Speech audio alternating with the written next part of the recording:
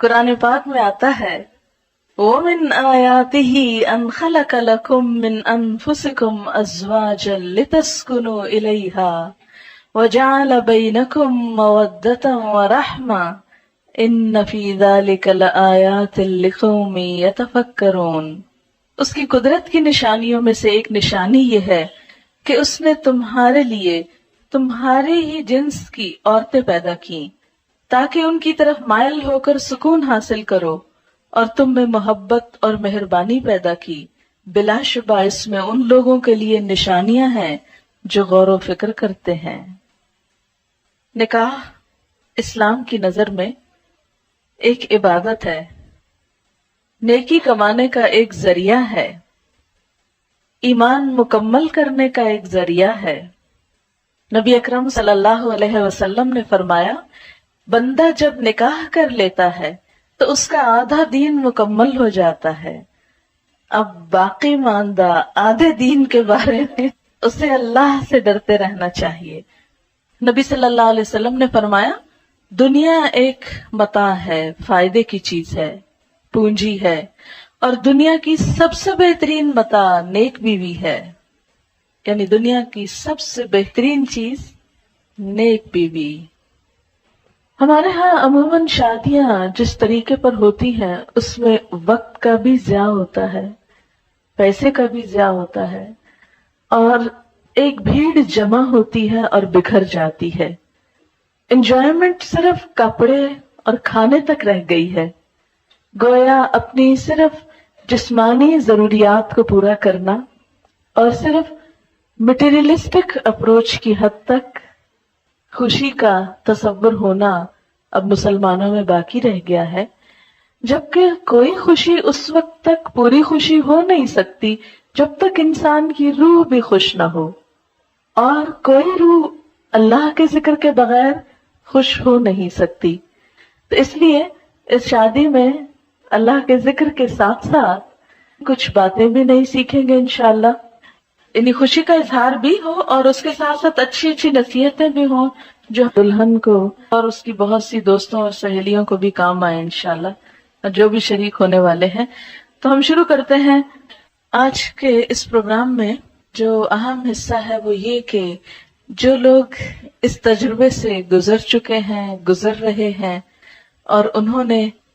اس زندگی میں ایک بہترین کامیابی حاصل کی ہے، یا جن چیزوں سے ان کی ازدواجی زندگی خوشگوار ہوئی ہے، میں چاہوں گی کہ وہ ہمارے ساتھ اس پروگرام میں شریک ہوں اور اپنے ذاتی تجربات کا ذکر کریں تاکہ دوسرے لوگوں کو فائدہ ہو اور ان کی زندگیاں بھی خوشگوار ہو جائیں۔ سب سے پہلے ایک بیٹی کے لیے سب سے زیادہ جو چیز دعاؤں کا اور دوسرے گھر میں مقام بنانے کا سبب بنتی ہے وہ خدمت ہے۔ کوئی لڑکی اپنی اچھی شکل سے، اپنے علم سے، اپنے ہنر سے، اپنی دوسری قابلیت سے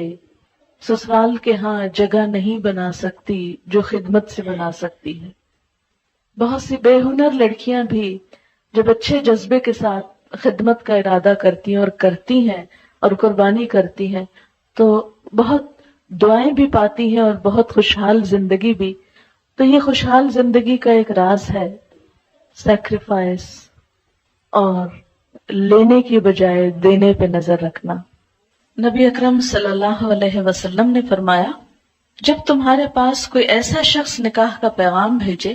جس کے دین اور اخلاق سے تم راضی ہو تو اس سے نکاح کرا دو، اگر تم ایسا نہ کرو گے تو زمین میں فتنہ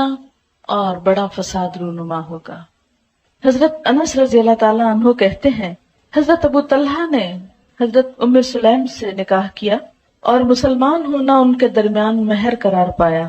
حضرت ام سلیم ابو طلحہ سے پہلے مسلمان ہو چکی تھی۔ ابو طلحہ نے ان کے پاس نکاح کا پیغام بھیجا۔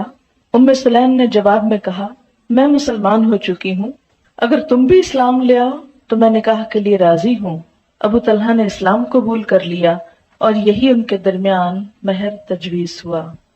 عموماً ہم ایسے ہی چھوٹی چھوٹی غلطیاں کرتے ہیں اور ہمیں خود بھی پتہ نہیں ہوتا کہ ہم کیا کر رہے ہیں۔ اب دیکھیں کہ عموماً ڈفرینس آف اوپینین اس لیے نہیں ہوتا کہ ہم ایک دوسرے کو ڈس لائک کر رہے ہوتے ہیں یا ہماری کوئی عداوت ہوتی ہے ایک دوسرے کے ساتھ۔ وہ چونکہ سیٹ اپ مختلف ہوتا ہے، گھروں کی روٹین مختلف ہوتی ہے، لائف سٹائل مختلف ہوتا ہے، تو قدرتی طور پر جب آپ ایک دھارے سے آئے، دوسرا دوسرے سے آئے، جب وہ اکٹھے ہوں گے تو کچھ چیزیں مختلف ہوں گی، اور ان میں اختلاف کا پیدا ہونا بالکل نیچرل ہے۔